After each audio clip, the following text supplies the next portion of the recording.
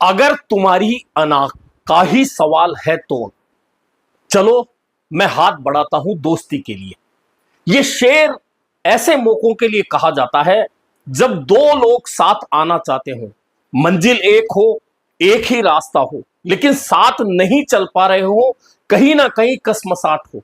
और ये अना जो होती है, अना यानी मैं, अहम या घमंड कह सकते हैं, वह होता है कि पहले शुरुआत कौन करे, मैं क्यों शुरुआत करूं, पहले तुम आगे बढ़ो, सामने वाला कहे तुम आगे बढ़ो। इस वजह से वह जो दोस्ती की शुरुआत होनी चाहिए वह नहीं होती, या फिर दोनों अलग अलग रास्ते चलते रहते हैं और फिर उसमें मंजिल तक पहुंचे नहीं पहुंचे यह अलग बात होती। लेकिन अब पश्चिम राजस्थान की राजनीति में अचानक यह शेर लगातार बोला जा रहा है, और बोला इसलिए जा रहा है कि दो नेता जिनका अपना अपना वजूद है पश्चिम राजस्थान की राजनीति में, वे दोनों साथ आ सकते हैं। यह बड़ा सवाल जो है उसके उत्तर खोजे जाने लगे, क्योंकि एक पक्ष ने आगे बढ़कर हाथ बढ़ा दिया है दोस्ती के लिए कि चलो तुम्हारी अना का ही सवाल है तो मैं हाथ बढ़ाता हूं दोस्ती के लिए। यानी कि एक पक्ष ने सीधा सीधा हाथ बढ़ा दिया और कह दिया है कि आओ साथ चलते हैं और मंजिल को पाते हैं। लेकिन क्या यह साथ बन पाएगा? क्या दोनों का एक रास्ता बन पाएगा? और क्या एक रास्ते पर चलकर दोनों मंजिल प्राप्त कर सकेंगे? ये दोनों कौन है, आज करेंगे इस पर बात। और क्या दोनों के साथ आने पर राजस्थान का राजनीतिक परिदृश्य बदल सकता है? यह बहुत महत्वपूर्ण बात होने वाली है अगर ऐसा होता है। आज इस पर ही करेंगे बात। मैं हूं जर्नलिस्ट योगेश के शर्मा। अगर चैनल पसंद आए तो लाइक और सब्सक्राइब जरूर करें। तो यह जो बात हो रही है, यह उन दो ध्रुवों की बात हो रही है जिनको लेकर लोग कहते हैं कि ये कभी साथ नहीं हो सकते, क्योंकि दोनों की महत्वाकांक्षाएं बहुत ज्यादा हैं, बहुत बड़ी महत्वाकांक्षाएं हैं और ये दोनों साथ नहीं हो सकते। लेकिन अगर ये दोनों साथ हो गए तो ये तय मान के चलिए पश्चिमी राजस्थान की पूरी राजनीति बदल जाएगी, परिदृश्य बदल जाएगा और बहुत सारे नेताओं के लिए फिर अपनी जगह बचाना मुश्किल हो जाएगा। तो ये नेता दोनों कौन है और कहां कैसे इस बात की शुरुआत हुई? तो एक हैं आरएलपी के प्रमुख हनुमान बेनीवाल और दूसरे हैं शिवसेना निर्दलीय विधायक रविंदर सिंह भाटी। अब आप कहेंगे कि ये दोनों नेता कैसे साथ आ सकते हैं? जी हां, नहीं आ सकते और बहुत सारे कारण हो सकते हैं साथ नहीं आने के। लेकिन राजस्थान की राजनीति का एक जो सबसे बड़ा कारण है जो इन दोनों को साथ लाने में कहीं ना कहीं विद्रोही भूमिका निभाता है, वह है इनका जातिगत समीकरण। जी हां, राजस्थान की राजनीति में जाट और राजपूत राजनीति जो है, दो ध्रुव माने जाते हैं जो कभी साथ नहीं चल सकती। सिर्फ एक ऐसा मौका आया था जब बाबा नाथूराम मिर्जा और कल्याण सिंह कालवी के बीच में ऐसा पेच बैठा, दोनों साथ आए। उसके अलावा ऐसा उदाहरण राजस्थान की राजनीति में नहीं मिल पाता। लेकिन अब यह चर्चा क्यों चली है रविंदर सिंह भाटी और हनुमान बेनीवाल के साथ आने की? तो इसलिए चली है कि इन दिनों आपको याद होगा कि दो आंदोलन है जिनमें दोनों ने एक साथ भूमिका निभाई। हालांकि एक मंच पर नहीं आए, एक जाजम पर नहीं बैठे, लेकिन एक दूसरे का सहयोग कहीं ना कहीं कर दिया। पहला आंदोलन भैराणा का, जिसमें हनुमान बेनीवाल ने ताकत दिखाई थी और उस ताकत के बाद एक समझौते तक बात पहुंची थी। उस आंदोलन में रविंदर सिंह भाटी आए नहीं, लेकिन उन्होंने अपना समर्थन देते हुए एक सोशल मीडिया पोस्ट लिखी थी। यानी कि वह एक शुरुआत मानी जा सकती है। और उसके बाद में जब आपको याद होगा गिरल आंदोलन चल रहा है, जो सरहदी एरिया में गिरल को लेकर जो आंदोलन चल रहा है मजदूरों का, उस आंदोलन में रविंदर सिंह भाटी पूरी भूमिका निभा रहे हैं, लंबे समय से निभा रहे हैं। उस आंदोलन को आरएलपी और हनुमान बेनीवाल ने समर्थन दे दिया। अब समर्थन दे दिया, ये दो आंदोलन में, एक में रविंदर सिंह भाटी समर्थन देते हैं, दूसरे में हनुमान बेनीवाल समर्थन देते हैं। और उसके बाद चर्चाएं शुरू हो जाती है। कहा जाता है कि अब हनुमान बेनीवाल ने रविंदर सिंह भाटी को सीधे सीधे आरएलपी के साथ आने का ऑफर, खुला ऑफर दे दिया है। अब आरएलपी के साथ रविंदर सिंह भाटी आएंगे या भविष्य में बिना आरएलपी में साथ आए भी दोनों एक मंच से एक दूसरे के लिए वोटों की अपील करते नजर आएंगे, ये दोनों संभावनाएं कितनी प्रबल है इस पर चर्चा हो रही है। कुछ लोग इस चर्चा के बीच में नरेश मीणा को भी साथ जोड़ रहे हैं कि अगर नरेश मीणा भी साथ जुड़ जाए तो इन तीनों का साथ राजस्थान की राजनीति में बहुत बड़ा राजनीतिक बदलाव ला सकता है।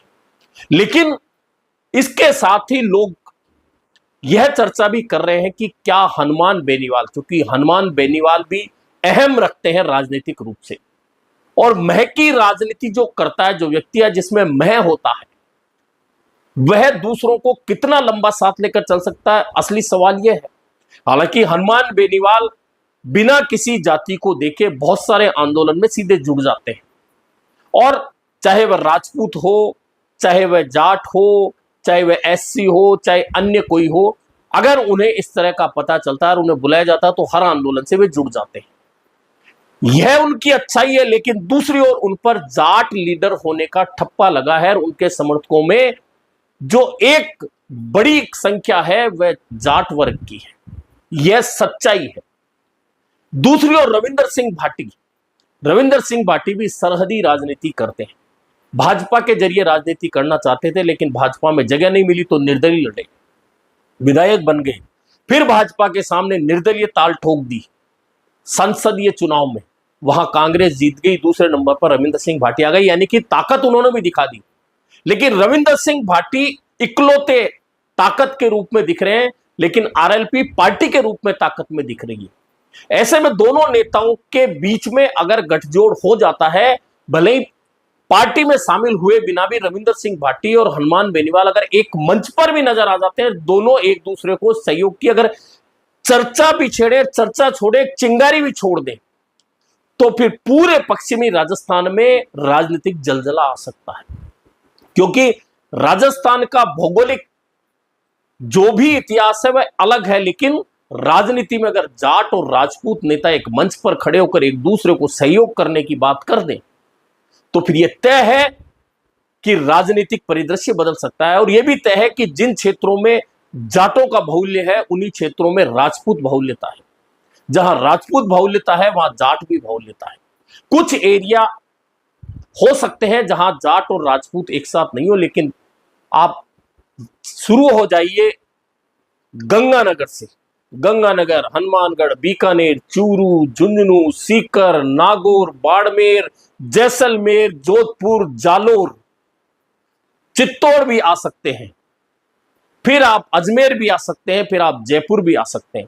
यानी आधे से ज्यादा राजस्थान ऐसा है जहां ये दोनों जातियां बड़ी संख्या में अपनी ताकत दिखाती रही हैं। हालांकि राजनीतिक रूप से राजपूत कहीं ना कहीं पिछड़ गए और राजनीतिक रूप से जाट कहीं आगे भी बढ़ गए, लेकिन फिर भी दोनों की राजनीतिक ताकत कहीं किसी की कम हो सकती है, कहीं किसी की ज्यादा हो सकती है, लेकिन दोनों की बहुत सारी जगह बराबर की ताकत है। ऐसे में हनुमान बेनीवाल ने ऑफर कर दिया कि रविंदर सिंह भाटी आरएलपी ज्वाइन कर सकते हैं, लेकिन क्या रविंदर सिंह भाटी इस ऑफर को स्वीकारेंगे? असल सवाल यह है।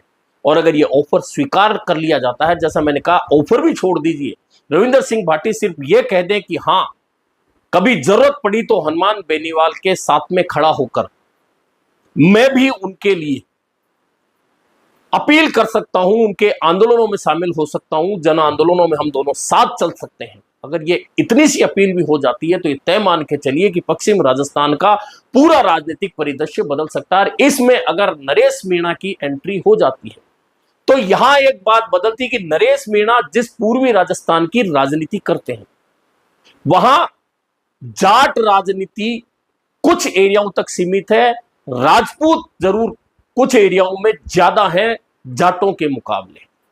लेकिन अगर साथ मिल जाता है इन तीनों नेताओं का, लेकिन सवाल यह है अना का।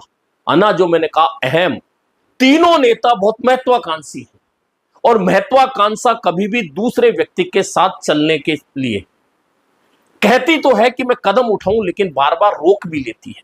और यही कारण है कि चर्चाएं बहुत सारी हो रही हैं, लेकिन क्या इन तीनों का साथ आना संभव है? और अगर संभव है तो राजस्थान की राजनीति की यह सबसे बड़ी घटना घट सकती है। और सिर्फ घटना ये नहीं घट सकती, यह अगर तीनों साथ आकर एक साथ निकल जाते हैं तो यह मान के चलिए कि राजस्थान की युवा राजनीति एक तरह से पूरी तरह से बदल जाएगी। बहुत सारे जो नेता दावा करते हैं युवाओं पर अपना, उनका दावा तो फुस हो ही जाएगा, बल्कि इन तीनों की वजह से राजनीतिक परिदृश्य बदलने के अलावा जो प्रमुख दोनों दल हैं कांग्रेस और भाजपा की आंतरिक राजनीति के अंदर भी बहुत बड़ा बदलाव आ सकता है। लेकिन सवाल यह है कि अना छोड़कर क्या ये तीनों साथ आ सकते हैं? अभी कुल मिलाकर इस मामले में शुरुआत हुई है, चर्चाएं हुई है, इन चर्चाओं को लोग आगे बढ़ा रहे हैं, लेकिन क्या ये चर्चाएं सिरे तक पहुंचेंगी? और पहुंचेंगी तो क्या राजस्थान की राजनीति का परिदृश्य बदलेगा, या ये चर्चाएं यूं ही गुब्बारे में भरी हवा जैसी साबित होंगी, जो कुछ देर बाद गुब्बारा हवा निकलने के साथ में जमीन पर आ गिरेगा? अभी के लिए इतना ही, फिर मिलेंगे नए मुद्दे पर चर्चा के साथ।